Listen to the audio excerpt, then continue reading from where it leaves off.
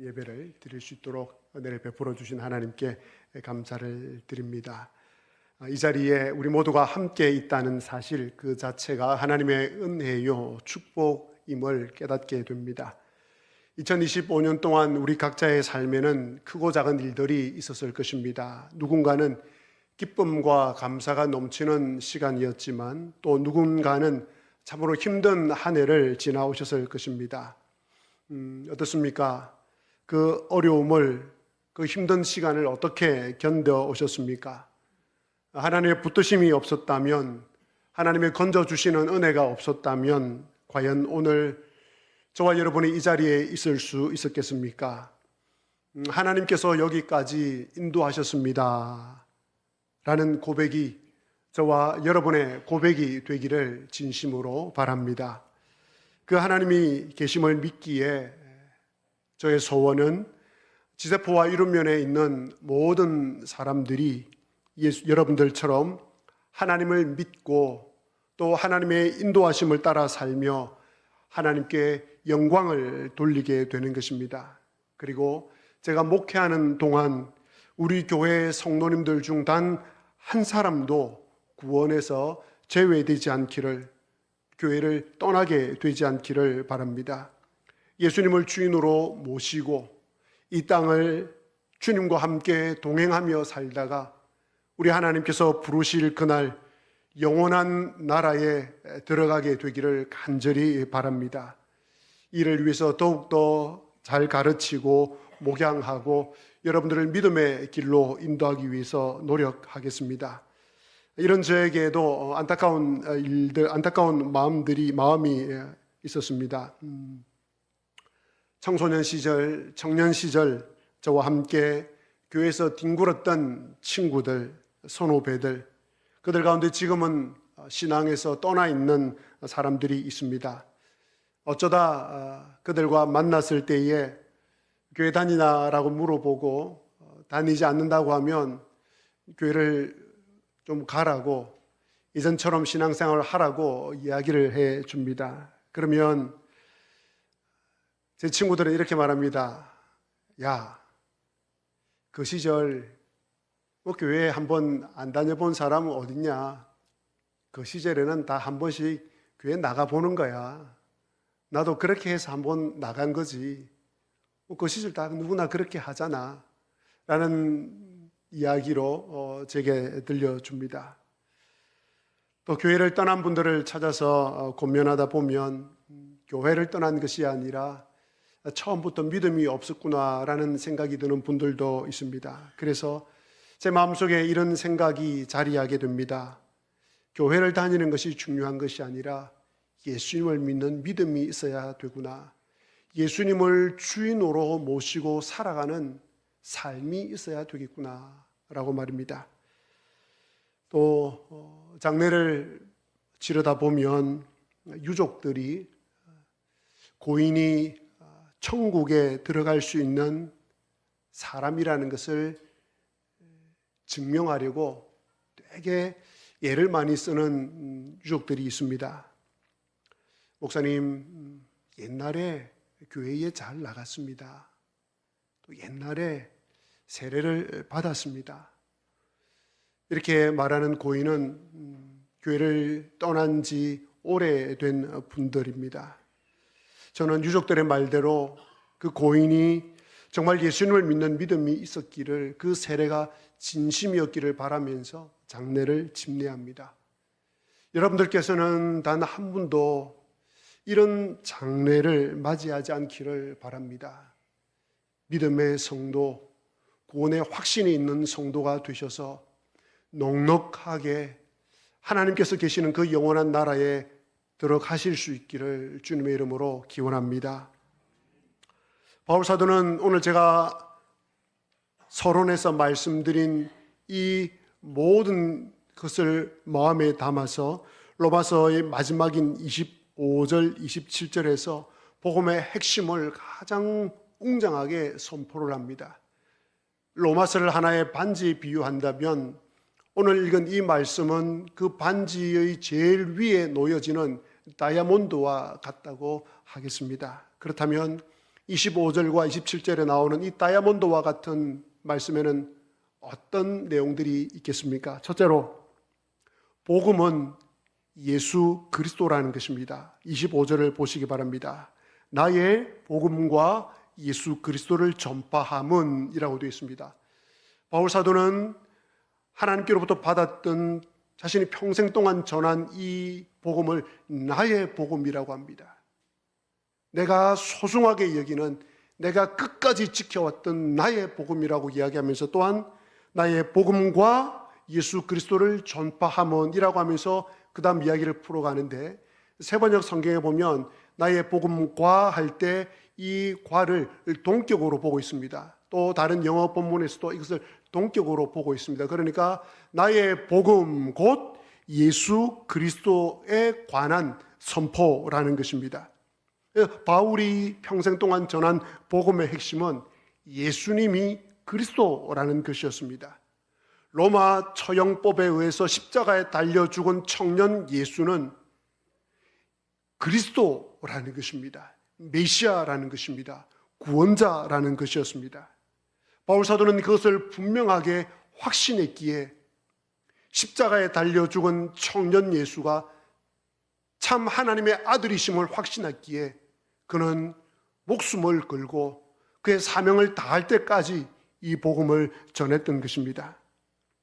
사랑하는 여러분, 2000년 전 역사선상에서 이스라엘 땅에 베들레헴 땅에 태어났던 예수는 사람으로 태어나셨지만 그분은 하나님의 아들이요, 그분은 그리스도 곧 메시아요 구원자이십니다. 이 사실을 확신하시기를 바랍니다. 그렇다면 모든 사람은 예수님을 믿고 구원을 받아야 합니다.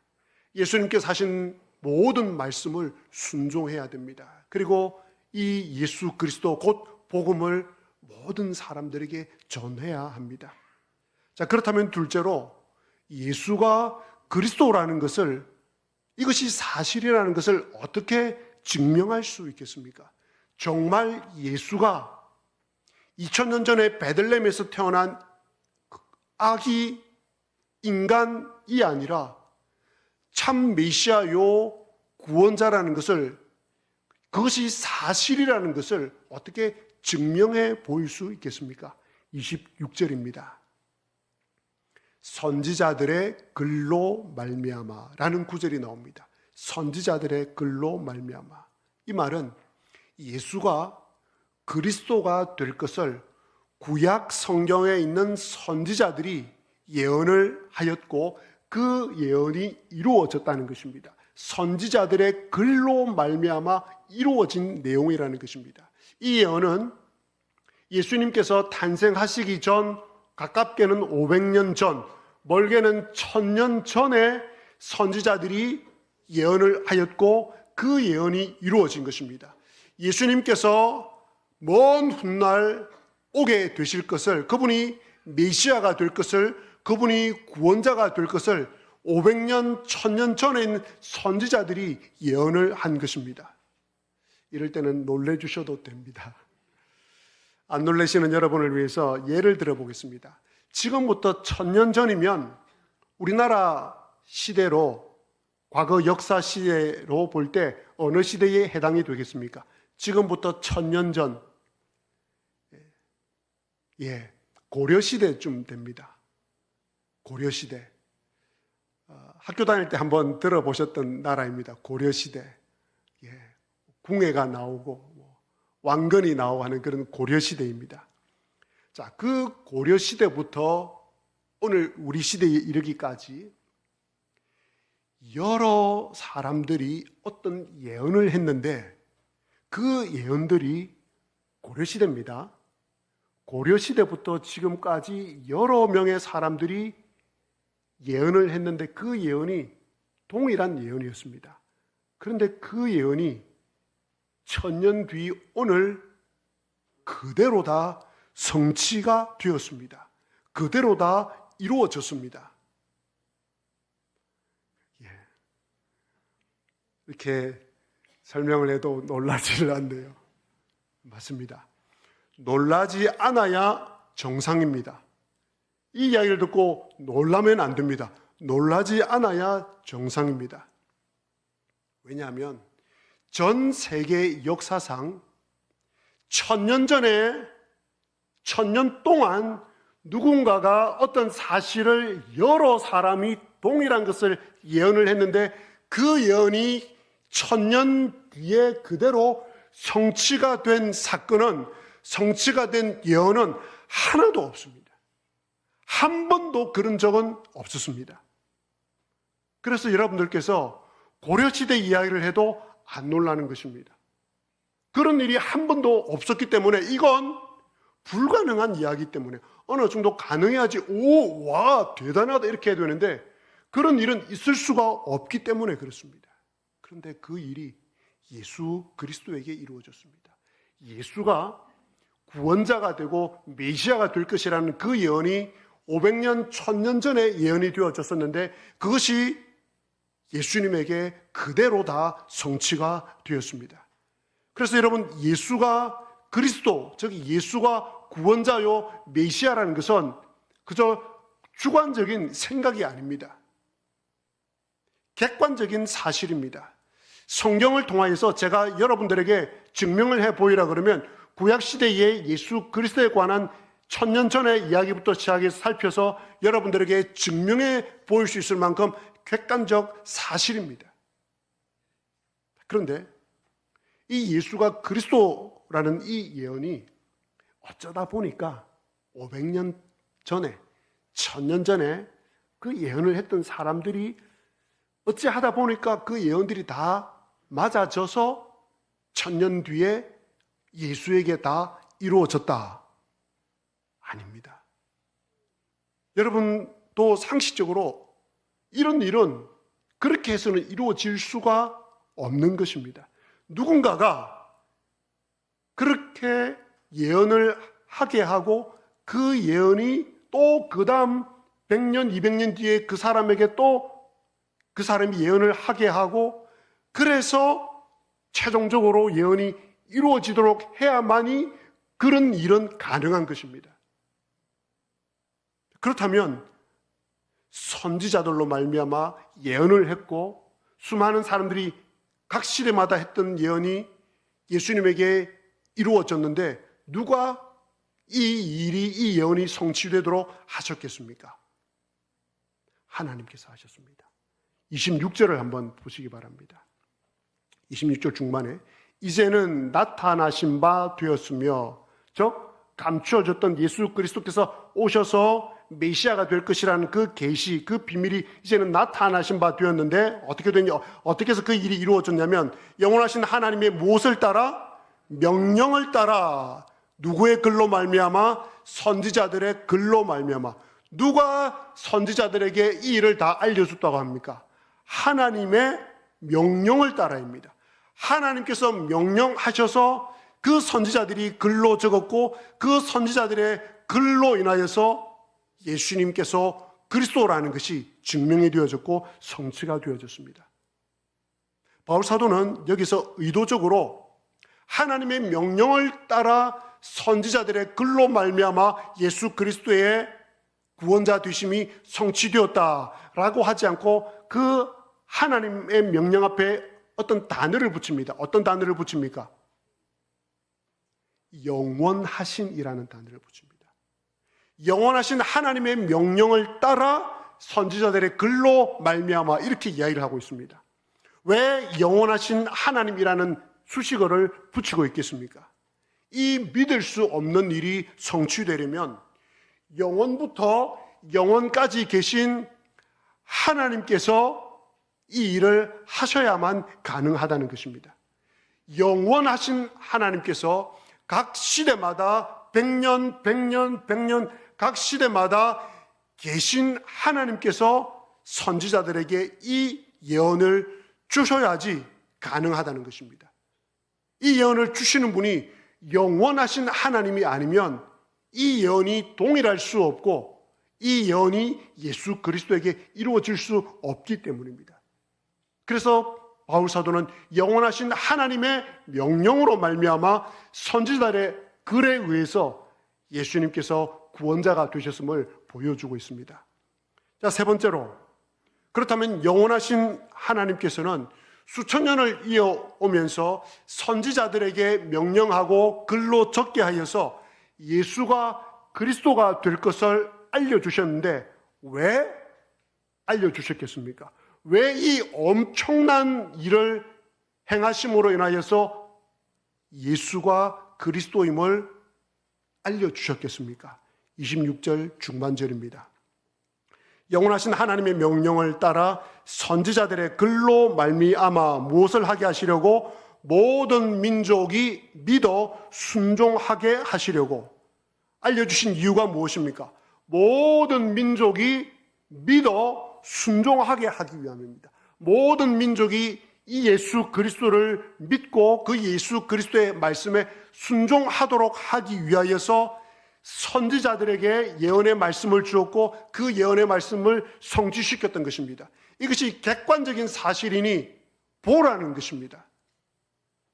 내가 이 일을 행한 이유는 모든 민족이 예수님을 믿고 순종하도록 하기 위해서 이 사실을 객관적인 사실로 보여주었다는 것입니다. 여러분, 세상에서 여러분들이 알고 있는 지식을 동원하여서 생각해 볼 때 방금 읽은 모든 민족이 순종하게 하시려고 라고 선포하고 선언하는 종교를 보신 적이 있습니까? 이 진리는, 우리 종교의 이 진리는 모든 민족이 다 믿어야 해. 모든 민족이 다 믿고 이 진리에 순종해야 돼.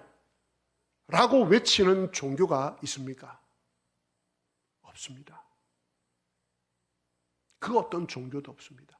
모든 민족이 다 믿어서 순종에 이르러야 한다라고 말하는 종교가 없습니다. 그래서 세례 요한은 이렇게 외칩니다. 보라, 세상 죄를 지고 가는 하나님의 어린 양이라고 예수님을 가리켜 선포합니다. 또 사도 요한은 요한복음 3장 16절에서 뭐라고 선포합니까? 하나님이 세상을 이처럼 사랑하사 모든 세상, 모든 민족이 믿어 순종하게 하시려고 와 연결되는 말씀이 요한복음 3장 16절임을 여러분들이 이 시간 깨달을 수 있을 것입니다. 아, 그렇구나. 사도 요한의 말과 사도 바울의 말이 연결되는 것을 알 수 있을 겁니다. 사도 요한이 뭐라고 말합니까? 하나님께서 이 세상을 이처럼 사랑하셨다고 이야기합니다. 그래서 독생자를 보내주셨다라고 이야기합니다. 여러분, 모든 민족이 예수 그리스도를 믿어 순종에 이르러야 한다고 외치시는 하나님의 그 음성, 그 외치시는 하나님의 마음이 보이십니까? 자신의 아들을 십자가에 달려 죽게 해서라도 모든 민족을 구원하시려는 하나님의 간절한 마음이 보이십니까?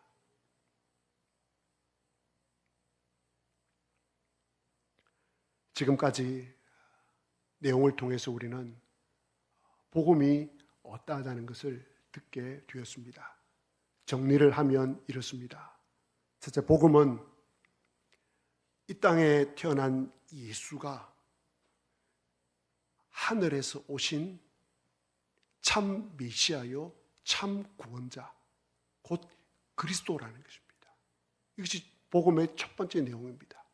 예수는 그리스도입니다. 구원자입니다.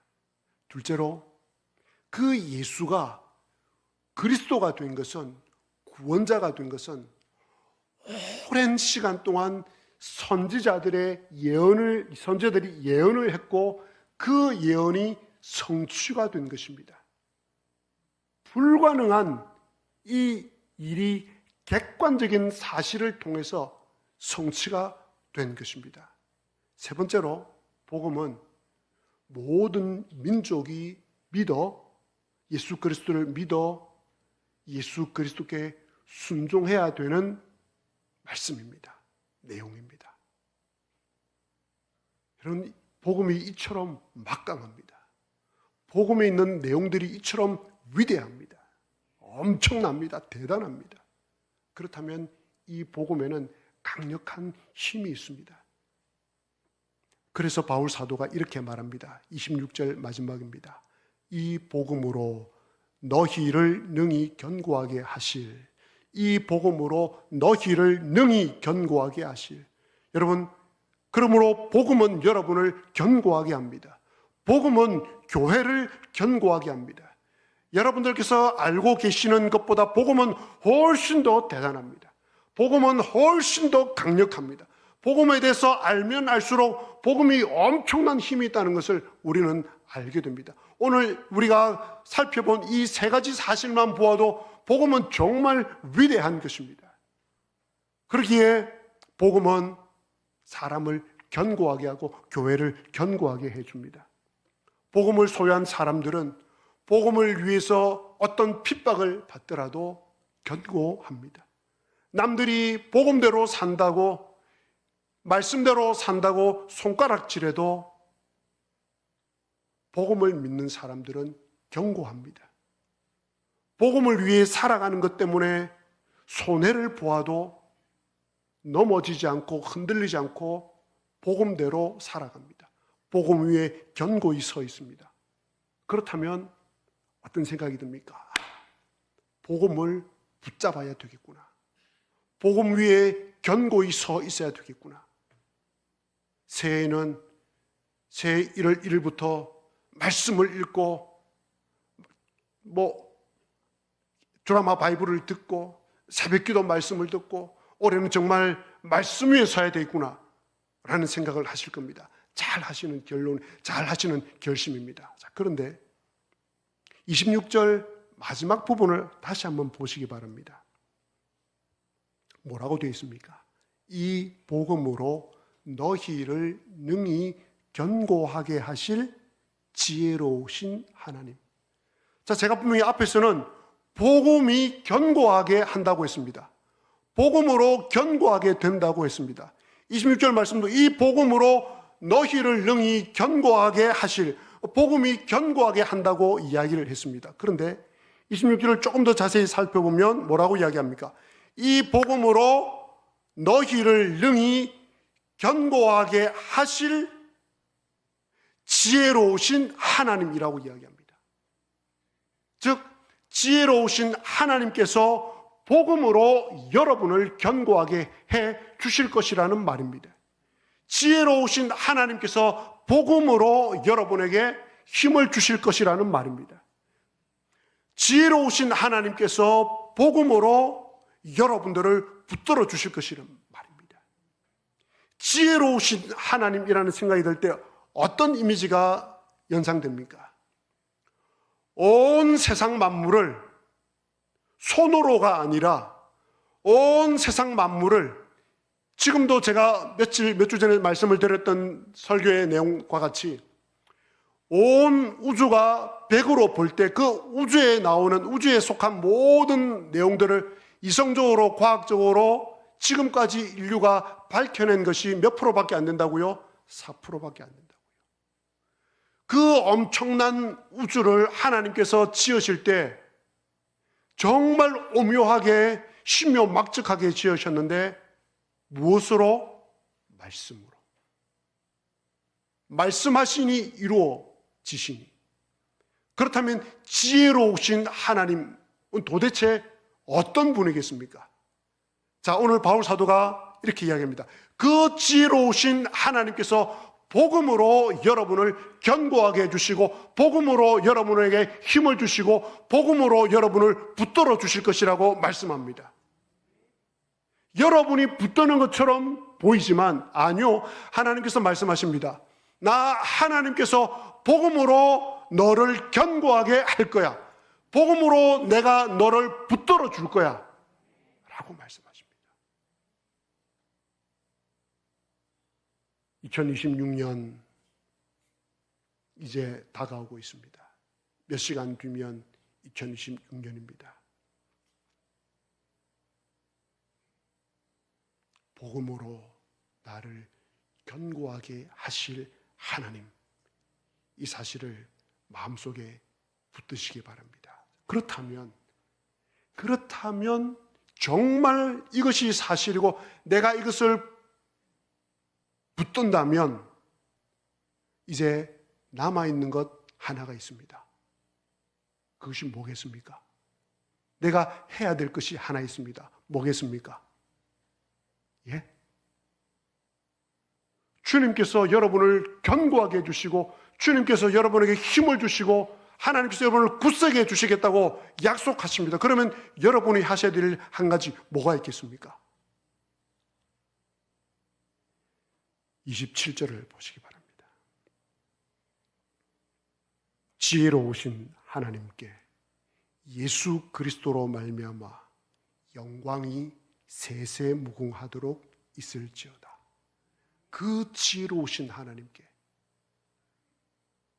예수 그리스도로 말미암아 영광이 세세토록 있을지어다. 나를 복음으로 견고하게 해주시고 붙들어 주시고 굳세게 해주실 그 하나님께 예수 그리스도로 말미암아 영광이 세세토록 있을지어다 라는 찬양과 감사가 저와 여러분들이 해야 될 마지막 일인 것입니다. 그래서 정말 복음을 제대로 올바르게 깨달은 사람은 자신의 모든 삶을 살아가는 과정과 모든 삶을 살아낸 후에 내리는 결론의 한 문장이 바로 이것입니다. 예수 그리스도로 말미암아 하나님께 영광이 세세무궁하도록 있을지어다. 사랑하는 교회 여러분, 말씀을 맺겠습니다. 2025년의 마지막 시간이자 2026년 새벽을 기다리는 시간입니다. 우리 모두 마지막 이 27절의 고백으로 새해를 맞이하십시다.